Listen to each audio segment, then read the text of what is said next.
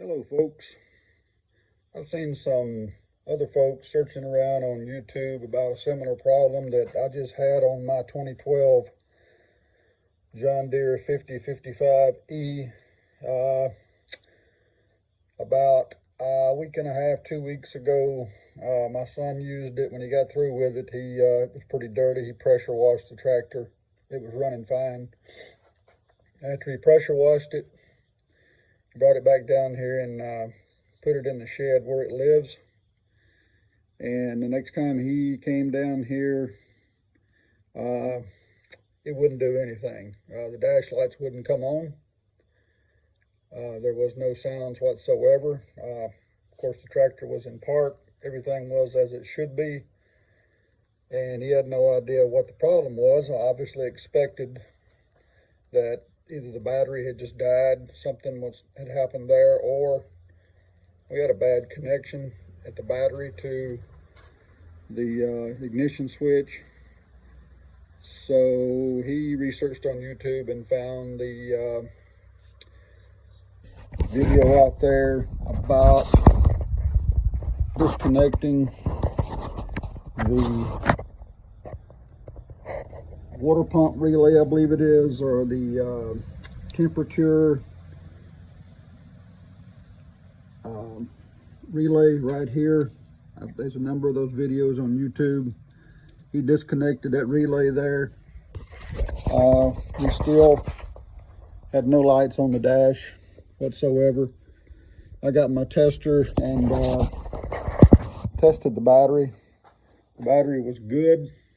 We had 12.6 volts on the battery.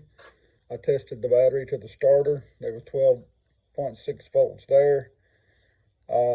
We pulled the plastic cover off the front of the starter just to load test and see, in fact, at least to eliminate the fact that the battery was not the problem. And so we took these two bolts out right here, pulled the cover off where we could get to the initiator for the starter.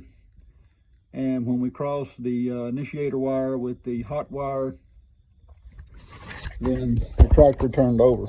So obviously we had eliminated the fact that it was a battery issue or possibly even a starter issue.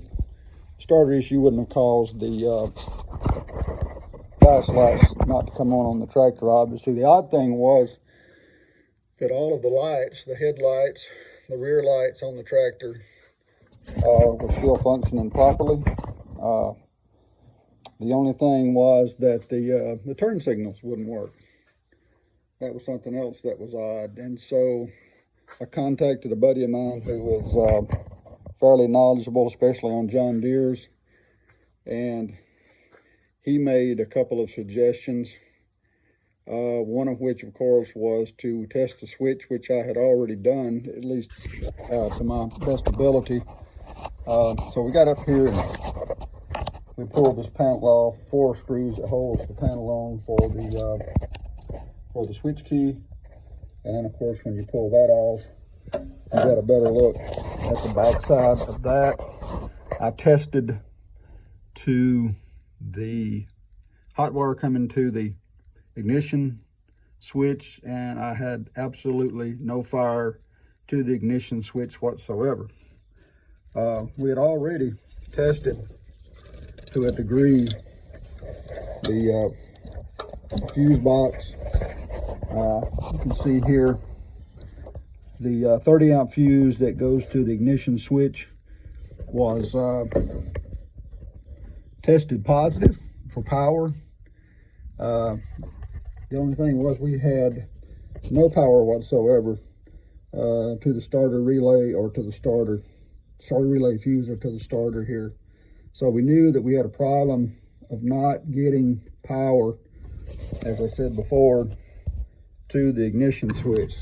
So time kind of ran out on us, and so here it is on Saturday afternoon, and I've come back out here knowing that for whatever reason I'm not getting any fire from the at least from the fuse box to the ignition switch. And I pulled took the 2 bolts out here, excuse me, here, and over on the other side that holds this bracket in the fuse panel in place, secures it there beneath the ignition switch panel. And ironically, this is what I found. Let me turn the switch around here. You can see that this wire right here, this red positive wire, is burned in two.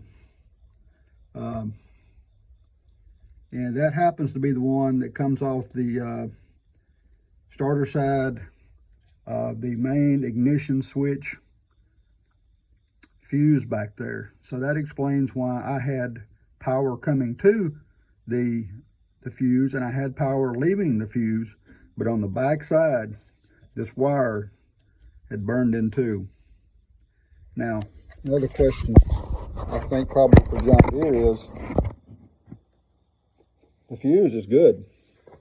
And before that wire completely burned in two, my question is, why didn't that fuse blow? No idea whatsoever. So now what I'm going to do is I'm just going to use a connector and put it back as best I can and hope it holds. I don't have a whole lot of room in here to work with, as you can probably see. And I hope you can see that. The light's not too well in this shed here at this barn. But if you have a similar problem with a John Deere tractor and you can't get any dash lights, and maybe some of the other features work, like as I said before, the headlights, the tail lights, and maybe even the turn signals will work, just according to where this thing burns in two.